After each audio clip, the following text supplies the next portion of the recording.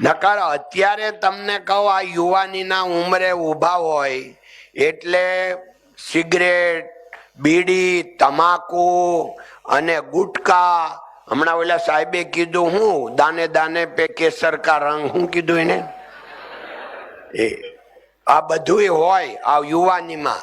ને આ લોકો ખરેખર ભગવાનથી બહુ નજીક છે, આટલા સાત્વિક છે. 50 વર્ષ પહેલા આવું નહોતું, કારણ કે ગુટકા જ નહોતા. એટલે 50 વર્ષ પહેલા ગુટકા જ નહોતા, બધા હારા જ હતા. તઈ મેં વ્યાખ્યા કીધી એવી છે કે તઈ કોઈ બીડી ન પીવે તો એ હારો ગણાય, બીડી હતી ખાલી. એટલે તમે બધા સારા સાત્વિક છો તો હું કામ આપણે ભાઈ આ ભેગા થઈને સેમિનાર કરાવવા, ખોટા ખર્ચા કરવા નહીં.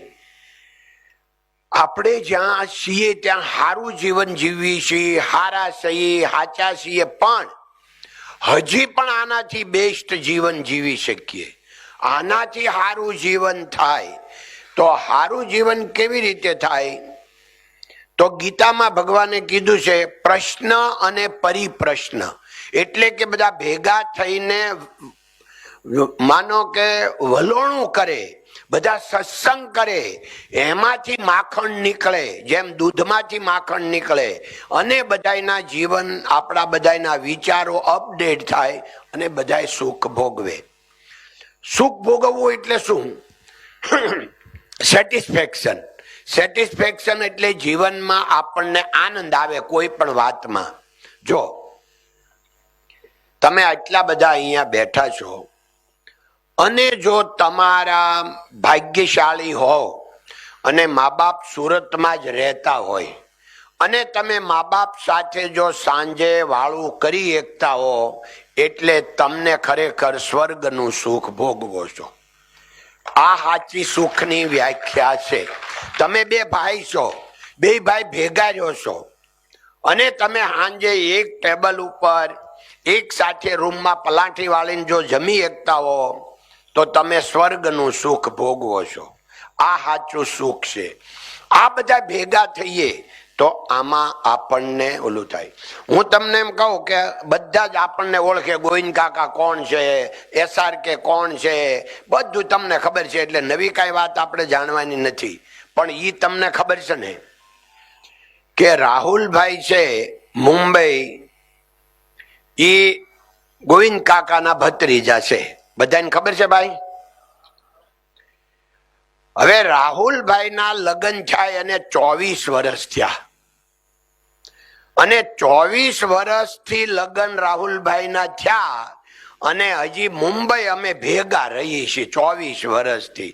તો કાકાની ભેગા જ્યારે 24 વર્ષથી જે લોકો રહેતા હોય એને સંસ્કાર કહેવાય, એને સુખ કહેવાય. હું આ વ્યાખ્યા તમને આપવા આવ્યો છું, કારણ કે આપણા ડાયમંડ માર્કેટમાં મુંબઈમાં 25% લોકો એવું સમજે છે કે રાહુલભાઈ છે એ ગોવિંદ કાકાના દીકરા છે, કારણ કે એ લોકો ભેગા રહેશે એટલે સાથે રહેશે એવું સમજે છે. મને કોઈએ એમ મળીને પૂછ્યું હોય કે આજ તમારા દીકરા મળ્યા હતા, રાહુલભાઈ આમ કહેતા હતા, મેં કોઈ દે એમ નથી કીધું કે રાહુલભાઈ મારા દીકરા નથી, તો મારો ભત્રીજો છે. અને રાહુલભાઈને કોઈએ કીધું હોય કે તારા પપ્પા મળ્યા હતા ને આમ કહેતા હતા, રાહુલભાઈએ કોઈ દે ચોખવટ નથી કરી કે એ ગોવિંદ કાકા મારા કાકા થાય, મારા પપ્પા નથી. કહેવાનું એ છે કે આજે રાહુલભાઈને ભેગું રહેવું હોય, ગોવિંદ કાકાને ભેગું રહેવું હોય, કાકીને ભેગું રહેવું હોય, પણ રાહુલભાઈના વાઈફ 24 વર્ષથી લગ્ન કરીને દીકરી આવી હોય અને 24 વર્ષ એ કાકાની ભેગા રહે, આને સતયુગ કહેવાય. આ સુખની આપણે વ્યાખ્યા કરવાની છે. શ્રેયાંશના લગ્ન થયા 8 વર્ષ થયા. શ્રેયાંશ અને રાહુલભાઈ ના ભેગા રહેશે, હગાભાઈ ની, કાકા દાદાના ભાઈ છે ને માર, એટલે આને સતયુગ કહેવાય. આ વાત આપણે બધા ભેગા થઈએ, વલોણું કરીએ તો આ વાતની ખબર પડે કે સુખ શેનું છે. નકર હું એમ કહું મુંબઈ આપણે લેવા હોય 25 કરોડના 50 કરોડના ફ્લેટ 4 તો લઈ જ કેમ છે ભાઈ? હું કામ કાંઈ દુઃખના ભેગા રહી છે? પૈસા નથી એટલે, અગવડતા બહુ છે એટલે ભેગા રહી છે? નહીં. સુખ લેવા માટે એટલે આ વાત જે છે એ આપણે પહોંચાડવાની. તમે કહો હવે તમે ક્યાં શેઠ આ બધી વાત માંડી છે તમારી અમારી કરો ને. અહીંયા બે ભાઈ છે ને એક રહેવા 3 રૂમનો મકાન નથી એની કરો ને પીડા. તમે ઓલી વાત ક્યાં કરો છો? જો કોઈ દિવસ ઘર મોટું હોય તો ભેગા રહેવા માટે હૃદય મોટા જોઈએ, દિલ મોટા જોઈએ. જે દિલ મોટા હોય એ ભેગા રહીએ કે. એટલે તમે એમ સમજો કે ભાઈ એ તો સગવડતા હોય તો ભેગા રહેવાય ને. અમારે સગવડતા જ નથી. સગવડતા હૃદય હોય ને તો બધી કોઈ અગવડતા પડતી નથી. એટલે આ તબક્કે જેટલા વડીલો આવ્યા છે એ વડીલોને મારે કહેવા ખાસ કે તમે બહુ ભાગ્યશાળી છો કે તમને આવું કુટુંબ મળ્યું છે, આવા દીકરા મળ્યા છે અને દીકરા એવી કંપનીમાં કામ કરી રહ્યા છે કે જેથી એ આખું વાતાવરણ તમારા ઘરે આવે અને એ સુખના ટોપલા ત્યાંથી ટ્રાન્સફર થઈ અને એ વિચારો ઘરે આવે એટલે તમને આનંદ રહે. પણ વડીલોને ખાસ, કારણ કે વડીલોનું કામ એક જ હોય. અમે વડીલ છીએ અમને ખબર હોય ને કે એનું કામ મેઇન હોય સલાહ દેવાનું.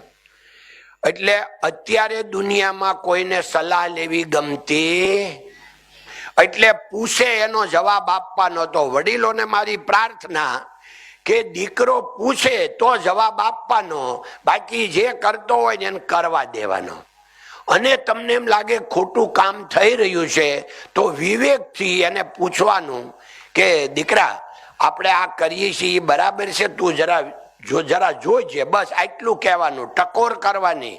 પણ તને કાંઈ ભાન નથી અને તું બહુ હવે સડી ગયો છો, તને કાંઈ વડીલોની કિંમત નથી, આવું બધું કદું વિચારવું નહીં.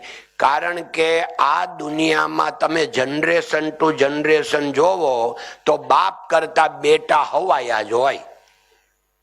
ભાઈ તમે લોકો છો યુવાનો, તમારા દીકરા નાના છે એ તમારી કરતા હવાયા છે કે નહીં? કારણ કે આપણને મોબાઈલમાં અમુક ન આવડે, ઈવડે કરી દે ને ફટ દઈને. મારે હું ક્યાંક અટકું ને તો 5 વર્ષનું છોકરાને આપી એટલે એ આ વોટ્સઅપ ઓલું આમ થાય, હરખું નથી હાલતું, ઓલું નથી હાલતું, તરત કરી દે લ્યો થઈ ગયું. તો એ આપણી કરતા હોશિયાર થયા કે નહીં? આ વાત આપણે સ્વીકારવી પડે. હવે વાત રહી બહેનોને. કારણ કે બહેનો તમે ખરાબ નહીં લગાડતા, પણ તમે બહુ સારા સમયમાં અત્યારે જીવી રહ્યા છો એટલી મને ખબર છે. કેમ કે આ જ્યારથી સૃષ્ટિનો આરંભ થયો ને ત્યારથી અત્યારે જેટલી બહેનો દીકરીઓને જેટલી છૂટછાટ મળી છે, સ્વતંત્રતા મળી છે, એવી સૃષ્ટિના આરંભથી ક્યારેય નહીં. અત્યારે સારામાં સારો તમારા માટે સમય છે. કેમ કે પહેલાના સમયમાં છે ને સૂર્યાસ્ત થાય ને પછી કોઈ બેન દીકરી ઘર બહાર રહી શકતી નહોતી. 100 વર્ષ પહેલા વૈયા જાઓ એટલે બધું આવું હતું. ધીરે ધીરે સુધરતા અને એમાંય તે 70 વર્ષથી જયારે આપણે લોકશાહી આવી પછી આ વધારેમાં વધારે ફરક પડ્યો છે. એટલે અત્યારે બહુ જીવવા જેવું છે. એટલે તમે સણકા ને ભણકા નહીં કરતા. એક સણકો કરો ને આખા ઘરનું વાતાવરણ બગડી જાય છે. એટલે સહન કરે એ સુખી થાય. તો હું 12મા ધોરણમાં દીકરીઓ વિદાય લે ને તે એને 4 શબ્દો આપું છું, જીવન જીવવાની જડીબુટ્ટી. તો હું તમને પણ બધાને જીવન જીવવાની જડીબુટ્ટીના 4 શબ્દો આપું છું. બધાને, ભાઈઓ અને બહેનો બધાને. કયા? ચાલશે, ભાવશે, ગમશે અને ફાવશે. આ ડોંગરેજી મહારાજના 4 શબ્દો છે. આ 4 શબ્દો જો જીવનમાં આવી જાય એટલે દુઃખ આપણી પાસે આવે નહીં. કયો? ચાલશે. બોલો તો. ચાલશે, ભાવશે, ફાવશે અને ગમશે. એટલે આ 4 શબ્દો જો જીવનમાં આવી ગયા એટલે આપણી પાસે દુઃખ આવે નહીં. પહેલા કેવું હતું ખબર? સલાહ બહુ આપવી પડતી હતી હાહુઓને કે તમે લોકો બહારથી જે દીકરી આવે વહુ તરીકે એને દીકરી માનજો અને એને સારી રીતે રાખજો, એને કોઈ દે કાંઈ કહેતા નહીં. એટલે આવું બધું ભૂતકાળમાં કહેવું પડતું હતું. હવે અમારે દીકરીઓને સલાહ આપવી પડે છે કે તમે તમારી સાસુને માતા માનજો, એને સાચવજો. એટલે ફરી ગયું છે. એટલે હવે હાહુને સુધરવાની જરૂર નથી. કોને સુધરવાનું છે? તો આપણા કુટુંબ, આપણા ફેમિલીમાં નહીં હોય, આ તો બહારની વાત છે. અહીંયા તો દીકરીઓ બહુ જ સારી છે, અહીંયા કઈ નથી. ધન્યવાદ. હવે તમારે દીકરા દીકરી જેટલા આપણા ફેમિલી મેમ્બરો છે એને કોઈને ભાઈએ કીધું એમ દીકરા દીકરી ભણવા બેહારવાના હોય, કોઈને મોટા થઈ ગયા હોય, કોઈને લગ્ન થાય એવડા થઈ ગયા હોય, તો મારી તમને વડીલ તરીકે એવી સલાહ છે કે દીકરા દીકરીને તમે ખાલી વાતાવરણ પૂરું પાડજો, પણ કદી ધકતા નહીં, નફરત આપતા નહીં. કારણ કે બાળક છે ને એને માટે એના માતા પિતા જ તે છે ને જે ગોડ ફાધર ગણો કે એને ફોલોઅર ગણો, એ એને જ ફોલો કરતા હોય છે. એ આપણે તમે નાનેથી છોકરું હોય ને તો એની મમ્મી જેમ રસોઈ બનાવતી હોય એમ રસોઈ બનાવવા બેસી જાય, એવી રીતે પાણી ભરવા બેસી જાય, પપ્પા જેમ કરતા હોય એ રીતે છોકરાઓ કરે. આ ખાસ યાદ રાખવાનું છે કે આપણે જે કાંઈ વાત વર્તન કરીએ છીએ ને એ છોકરાઓ જોવે છે. છોકરાઓ જોતા હોય ત્યારે કદી પણ આખા ઘરમાં કોઈએ માતા પિતા હોય, ભાઈ બહેન હોય, પતિ પત્ની હોય, ઊંચા હદે કોઈ દે વાત ન કરવી, કદી પણ કોઈનું ઇન્સલ્ટ ન કરવું, કોઈને ઠપકો ન આપવો. બાળક સાંભળે એવું કાંઈ, કારણ એ એમાંથી શીખી જાય. પછી આપણે કહી કે આ કોની જેવો થયો, કોણ જેવો થાય? આપણી જેવો, આપણી જેવો.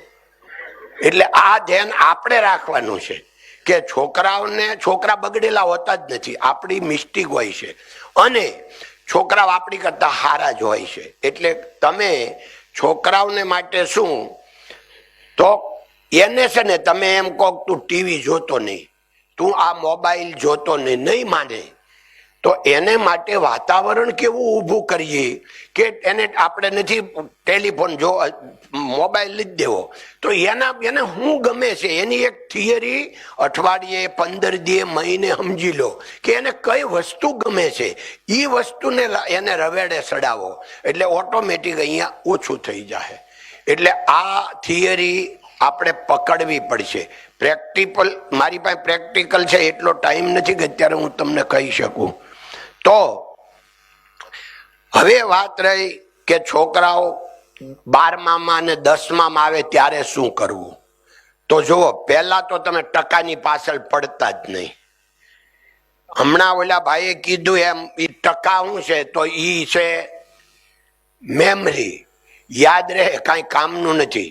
મિત્રો, આપણે બધા જ અત્યારે પોતપોતાના મનથી વિચારો કે આપણે ભણ્યા અને જેટલું આપણે સ્કૂલમાં પાઠ ભણ્યા એમાં જીવનમાં કયો કામ આવ્યો? એ આપણને શું કે આપણે કવિતાઓ બોલ્યા, પાઠ બોલ્યા, આપણે બધું લખ્યું, પ્રશ્નો આવ્યા, કામ શું આવ્યું? કારણ કે સમય ફરી ગયો. તો આ આપણા છોકરા અત્યારે ભણે છે, હવે એને 15 વર્ષ પછી એના જીવનમાં એમાં શું કામ આવશે? એટલે એને હેરાન ઓછા કરજો. હવે તમે કહો છે એ તો બધી વાત બરાબર, પણ એને ડોક્ટર કરવો હોય તો પછી 95% આવે તો ડોક્ટર થાય ને. મિત્રો, ભગવાને જન્મથી એને બનાવ્યો છે, જે બનવાનો હોય એ જ બને.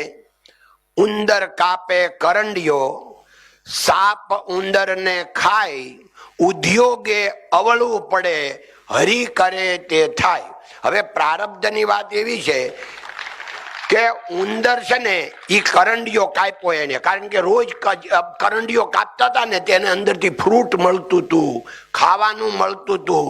પણ એક દિવસ એને વાદીના ઘરે એ ઉંદરડો પહોંચી ગયો અને કરંડિયો કાપ્યો ને તે ઓલો અંદર સાપ બેઠો ખાઈ ગયો. હવે ઉંદરે મહેનત તો કરી જ હતી. એમ આપણે મહેનત ગમે એટલી કરીએ પણ ભાગ્યની વાત છે કે આ જે દોહો છે એ ભાગ્ય ઉપર છે. એમ આપણો દીકરો શું બનવાનો છે કેવી રીતે બનવાનું છે એ બધું ભગવાને એને જન્મ પહેલા નક્કી કરી જ દીધું છે. હવે એ ડોક્ટર બને તો જ ભાવિ થાય એવું કોણે કીધું? જો એવું જ હોય, દર વર્ષે ખાલી ગુજરાતમાં 12 થી 15 ડોક્ટરો આપઘાત કરે છે. જો ડોક્ટર બની ગયા પછી જીવન બની જવાનું હોય તો એટલે આપઘાત શું કામ કરે ભાઈ?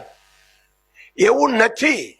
જીવન સમજણથી જીવાય છે. જીવનનું સેટિસ્ફેક્શન સમજણથી આવે છે.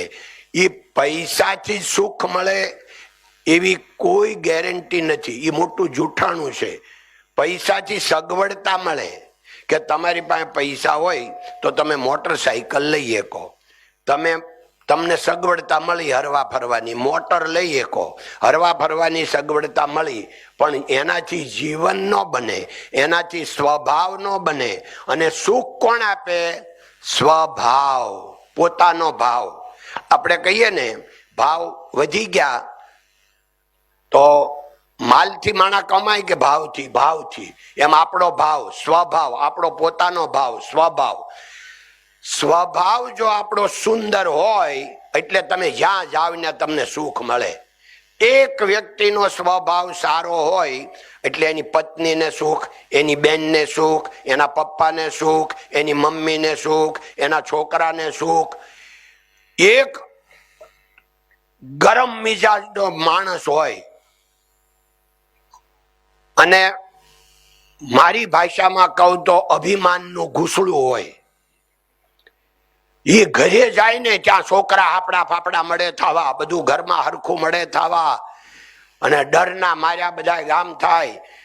અરે મેં એવા દાખલા જોયા છે કે એક ભાઈ એને ઘરે આવતા હતા ને તો એના મમ્મી ફફડતા હતા. મમ્મી એ રૂમમાં વ્યા જાય. મેં કીધું તમે કેમ બા? તો કે ના મને એ આવે ને એને હું અહીંયા બેઠી હું હોલમાં તો મને કઈક કે તો મને ડર લાગે.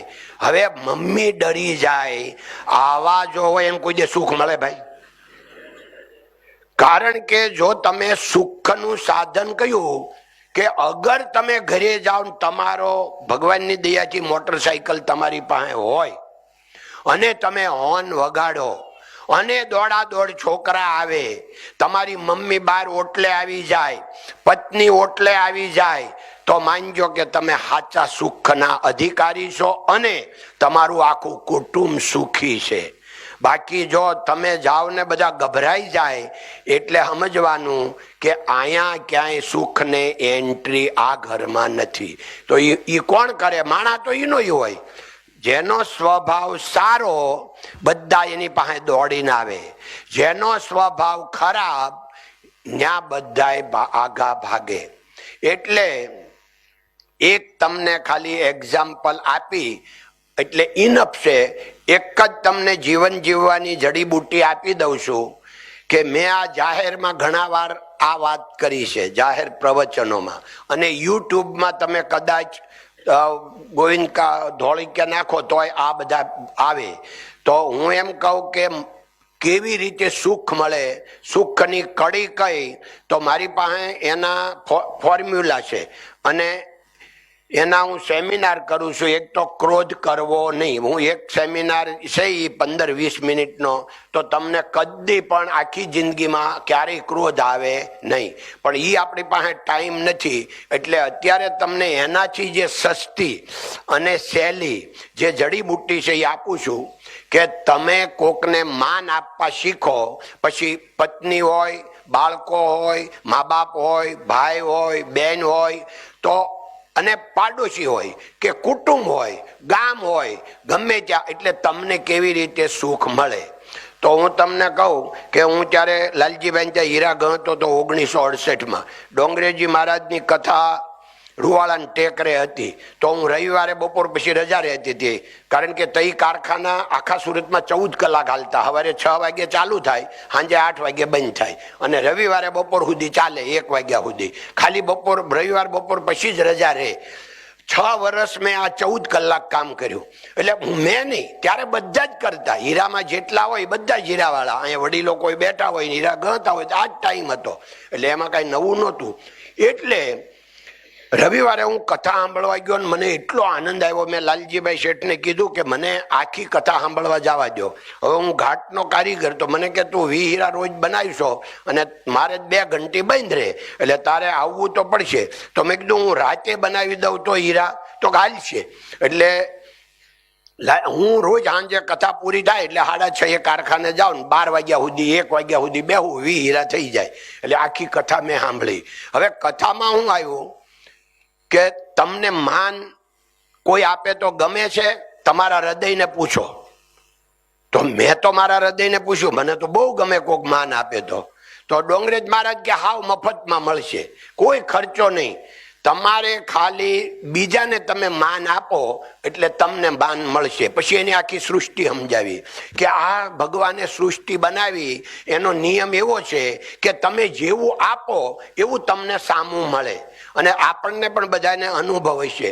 ઘણા વાર ખબર આપણે કોકને કહેતા હોય, યાદ કરતા હોય, હાલો હાલો આપણે આને ફોન કરીએ આજ, કે એને ઘરે મળવા જઈએ, આવું વિચાર કરતા હોય ત્યાં એનો ફોન આવે, કાંઈ ઈ આવે તો આપણે એમ કે લે આલે અમે તને યાદ તો કરતા હતા, તો તું તમે આવી ગયા કેમ?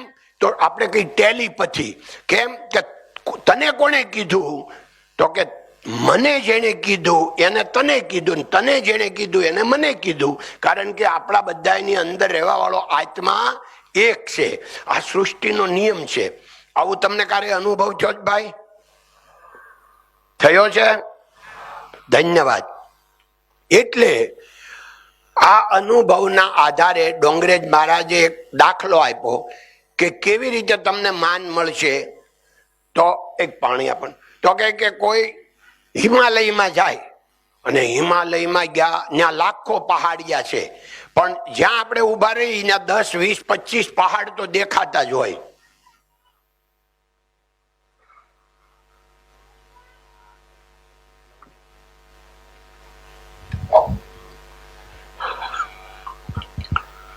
ત્યાં જઈને કોઈ એમ મોટા અવાજે બોલે, ભગવાન તારું ભલું કરશે, એટલે 10, 20 વાર અવાજ આવે, ભગવાન તારું ભલું કરશે, ભગવાન તારું ભલું કરશે, ભગવાન તારું ભલું કરશે. ત્યાં જઈને અગર કોઈ બોલે કે તારું સત્યાનાશ થાય, તો 10, 20 વખત અવાજ આવે, તારું સત્યાનાશ થાય, તારું સત્યાનાશ થાય. એમ ડોંગરેજી મહારાજે દાખલા સાથે સમજાવ્યું. એટલે મારા મગજમાં વાત બેસી ગઈ કે આપણે છે ને આ વાત બહુ સીધી છે, તો આપણે બધાને માન આપવા શીખીએ. એટલે અમે ત્યાં 40 છોકરા કામ કરતા હતા, 15 થી 25 વર્ષના. તો મારી ઉંમર 17, 18 વર્ષની. એટલે મેં બીજે દી કારખાને જઈને બધાને માન આપવાનું ચાલુ કર્યું. એટલે બધા બેઠા હોય ને તો પહેલા દાખલા તરીકે ભગવાનભાઈ હોય તો આપણે ભગવો કહેતા હોઈએ, બધા મને ગોવિંદો કહે, હું વીરજીભાઈ હોય વીરો કહી, લાલજીભાઈ હોય લાલો કહી, કાનજીભાઈ હોય કાન્યો કહી, આમ જ બધા બોલાવતા હોય છોકરા હોય. એટલે મેં પછી બધાને સવારે જઈ અને માન આપવાનું ચાલુ કર્યું, લાલજીભાઈ, કાનજીભાઈ, ભગવાનભાઈ. તો બધા કે ગોવિંદાનું ખાઈ ગયું છે. એટલે બધા મારી મશ્કરી કરે કે આને કાંઈક થઈ ગયું. તો હું ખાલી મુસ્કુરાન આપું, જરાક હસું, બોલું નહીં કાંઈ, ખાલી હસું. અને 2 મહિનામાં એવો ચમત્કાર થયો, આખું કારખાનું મારું રિસ્પેક્ટ મળ્યા કરવા. લાલજીભાઈ શેઠ ચા મગાવે ને તો મને એની અરે અડધી ચા મને શેઠની બાજુમાં મારી સીટ થઈ ગઈ. અને મારું માન આટલું વધી ગયું. મારી કોઈ મશ્કરી કરે ને તો 3 જણા આવે, ગોવિંદભાઈ નું નામ લેતો નહીં, ગોવિંદો 2 મહિનામાં ગોવિંદભાઈ થઈ ગયા મફતમાં. મને એમ જોવાળું આ જામી ગયું, આમાં મજા છે. એટલે મેં બધાને માન આપવાનું ચાલુ કર્યું. તો આખી દુનિયા જે અત્યારે બની ને એ આનથી બની. કારણ કે 1970માં કારખાનું ચાલુ કર્યું, પછી કારીગર આવવા મળ્યા. તો કોઈ કારીગરને તમે કે નહીં, બધા તું કે, અમે એને તમે કહી. તો ઓલા કે શેઠ બહુ સારા છે, હાલો તો આ હું તમને લઈ જાઉં. તો એ કારીગરની તાણ બહુ હતી. તો આપણે ત્યાં બધા કારીગર આવવા મળ્યા કે શેઠ બહુ સારા છે, આપને તમે કે છે. તો માન આપવા મળ્યા ને તો ઓલા કે ને બઢત બઢત બઢ જાય એમ આ વધત વધત વધ જાય એમ આ વધી ગયું. અને તરત જ તે આજની ઘડીને કાલનો દી તમને ખબર છે કે આપણી કંપનીમાં નફરતને એન્ટ્રી નથી, એકલો પ્યાર પ્યાર પ્યાર પ્યાર છે. કેમ કે કુવામાં હોય તો હવાડામાં આવે અને પછી માનો કે આ ગોવિંદ કાકાના સ્વભાવ મુજબ એના ફેમિલીમાં સ્વભાવ બન્યો. કારણ મેં હમણાં તમને વાત કરી રાહુલભાઈની, તો રાહુલભાઈના જન્મથી લઈને આજ સુધી મેં એને તું નથી કીધો. કારણ કે આ ડોંગરેજ મહારાજના આ મને કારખાનામાં અનુભવ થયો ને પછી મેં નક્કી કર્યું કે આખા જગતમાં મારે કોઈને તું કહેવો જ નથી. એટલે મારા આટલા ભાણા ને ભત્રીજા છે, તમે કોઈ દિવસ મને દિન્યો કે જંતી કે રાહુલ એમ કોઈ જે બોલતા તમે નહીં સાંભળ્યો હોય કદી પણ. કારણ કે એ મારા નકર ભાણા ને ભત્રીજા છે, એની વાત જવા દો. હવે એનેથી ત્રીજી પેઢી માનો અર્પિતભાઈ આવ્યા, ભાઈ નીરવભાઈ આવ્યા, દિનેશભાઈ ના દીકરા, અમારે રાહુલભાઈ ના ધ્રુવલભાઈ ને એ બધા છોકરાઓ મોટા થયા. ત્રીજી પેઢીને મેં કોઈને તું નથી કીધો, હું બધાને તમે કહું. એટલે એનું ફળ શું મળ્યું ખબર તમને? કે આ છેલ્લા 45 વર્ષમાં મારું કોઈ અપમાન નથી કર્યું. આટલું જ આખું છે. તમને લાગ્યું કે આ મારી વાત મારા વખાણ કરવા માટે મેં નથી કરી. તમને પ્રેક્ટિકલ હું નોલેજ આપું છું કે તમારે કરવાનું કાંઈ નથી. તમારે ભરપૂર જીવન જીવવું છે. આખું ઘર આખી દુનિયા તમારી થઈ જાય, તમારે કાંઈ નથી કરવાનું. બધાને માન આપતા શીખવાનું છે અને બધાને રિસ્પેક્ટ આપી આટલું જ કરવાનું છે. એટલે તમને તમારું ભરપૂર જીવન જાહે. તો આ વાત મગજમાં બેઠી? વાહ વાહ, એલા ઉભા થાવ. ઈ કોણ હતો? એ ભાઈ, હા. અરે તમારું નામ શું? નીવભાઈ. અરે વાહ, એની માટે તાલી બજાવો. વાહ વાહ વાહ વાહ. હવે તમે કોઈને ક્લાસમાં બધાને તમે જ કહેવાનું હો. ઓકે દીકરા, ધન્યવાદ. ચાલો, એક છેલ્લો તો મળ્યો. અરે વાહ, ખૂબ આનંદ થયો મિત્રો. હવે આપણે તમને આજે રવિવારનો દિવસ છે, વધારે સમય નહીં લઈએ.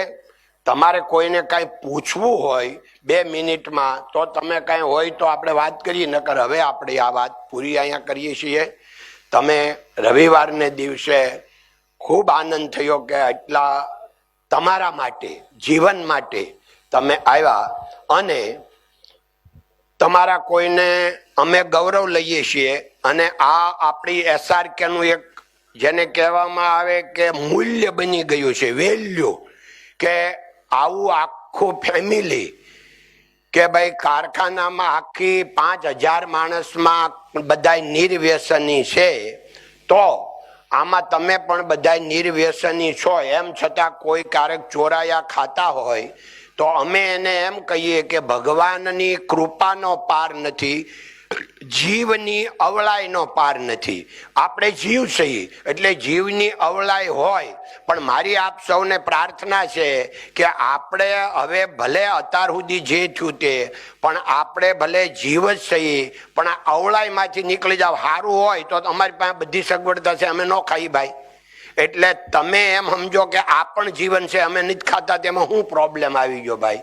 એટલે તમે આ જો કોઈ ખાતા હોય, આમાં મને વિશ્વાસ છે કે કોઈ કાકાનું કાંઈ ઓલું ન જ કરે, એટલે બધાએ તમે પાલન કર્યું જ હશે.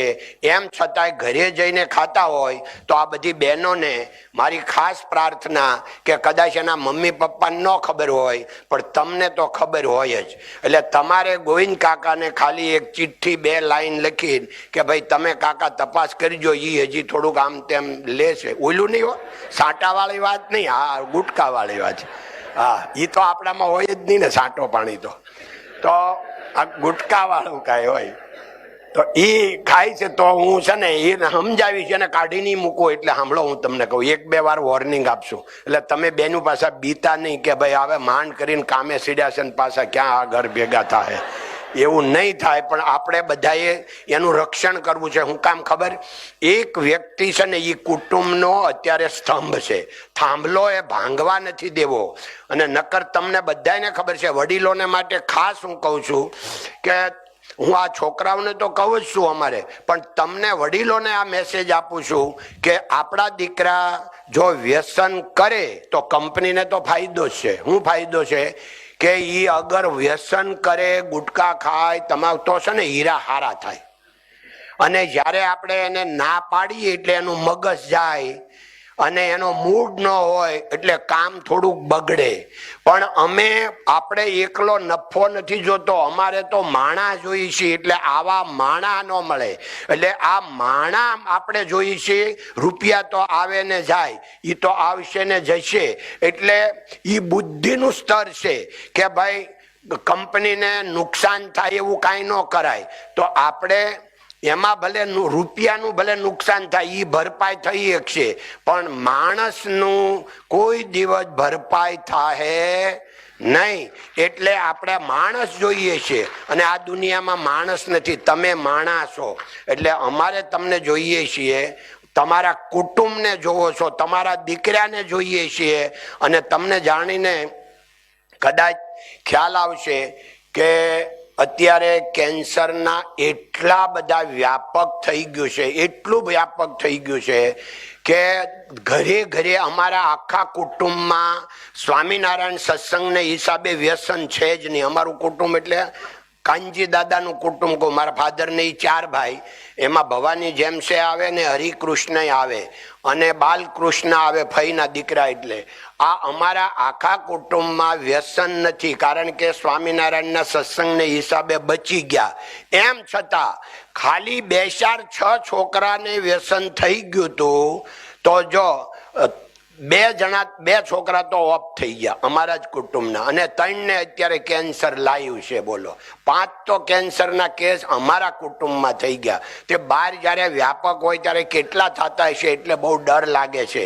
એટલે અમારે આપણે તમે હોસ્પિટલમાં ક્યાંક જાઓ ને તો ખબર પડે. એવો જ ભય આ એક્સિડન્ટનો છે. હું 4-5 દિવસ પહેલા આપણા ડ્રાઈવર સુરેશભાઈને પેટમાં એક નસમાં જરાક તકલીફ થઈ ગઈ હતી, તો એ અઠવાડિયું હોસ્પિટલમાં રહ્યા. તો હું એને ત્યાં ખબર લેવા ગયો, તો એ 2 રૂમ ભેગા છે આઈસીયુના. એટલે 5 બેડનો આઈસીયુ એટલે 10 બેડ થાય. તમને એમ કહો નહીં, 6 ના છે એટલે 12 થાય. 12 માંથી 11 પેશન્ટ અંદર હતા ને 11 માંથી 7 મોટરસાયકલના એક્સિડન્ટ વાળા આઈસીયુમાં હતા. મોટરસાયકલના એક્સિડન્ટ વાળા 7. અને એમાં એ જે એના જે મોટરસાયકલના એક્સિડન્ટ મગજના થઈને આવે ને એના ફેમિલીની તમે જે કરુણા જોવો ને, આપણો જ હમણાં જોવો ને, મેં એક બોર્ડ માર્યું હતું, તમને ખબર હોય તો હમણાં કે આપણે SRK હાઉસમાંથી એક છોકરો રવિવારને દિવસે તેથી એને નહોતો હેલ્મેટ પહેર્યો અને એક્સિડન્ટ થયું અને એને અઠવા લાઈન પાસે ક્યાંક થયું એટલે ન્યાન દાખલ કરી દીધો. હવે એમ કહું 3 લાખ રૂપિયાનો ખર્ચો, ઇન્સ્યોરન્સ લીધો નહોતો. હવે એના મા બાપની, એના કુટુંબની શું સ્થિતિ? નકર બધી આપણે ભાઈ હેલ્મેટ વગર બહાર નહીં જવું. રવિવારને દી એવું હોય કે રવિવારને દી નો એક્સિડન્ટ થાય? બોલો લ્યો, એ કે હું રોજ પહેરું છું, આજ નહોતો પહેર્યો. લ્યો, હવે શું કરવું? અને એમ તો ઘણા આ વડીલો અહીં બેઠા ને એને કહું કે આ મારા વાલવીડા એવા છે ને ઘણા, તો કે આપણે અંદર હેલ્મેટ નો પહેર્યો હોય તો ગાડીને દાખલ નથી થવા દેતા. એટલે ઘરેથી નીકળે ને તે હેલ્મેટ હેન્ડલે ટીંગાડે અને પછી ઓફિસની નજીક આવે ને તે ઓઢી લે એટલે વહી આવે. એટલે ભાઈ, આ તમારા હારું છે, તમારું રક્ષણ કરવાનું છે, આ દેખાડો નથી કરવાનો બાપા. અને જાય ને તે અંદરથી હેલ્મેટ પહેરી નીકળે, ચોકમાં જઈને પાછા ટીંગાડી દે. આવું નહીં કરતા. તમને પ્રાર્થના છે, કારણ કે રોજ આખી જિંદગી રોજ નથી બનતું, ક્યારેય નહીં બને. આપણે ભગવાનને પ્રાર્થના, પણ એવો કોઈ કાળ આવે ત્યારે આપણે બચી જઈએ એટલી તમને પ્રાર્થના છે. વાતો તો ઘણી કરવાની છે પણ એટલો સમય નથી. એટલે છે તમારો કોઈને કઈ પ્રશ્ન? ભાઈ સારું, ચાલો, ખૂબ આનંદ છો. અને હવે પછી ભગવાન એવી કોઈ લીલા કરશે ને પાછા આપણો સંયોગ થશે, કારણ કે સંયોગ અને વિયોગ એ કુદરતનો ખેલ છે, ઈશ્વરનો એક ખેલ છે. એ ખેલમાં આપણને બધાને આજે મળવાનો લાવો મળ્યો. ઈશ્વર કાંઈક પછી આપણી ઉપર કૃપા કરશે તો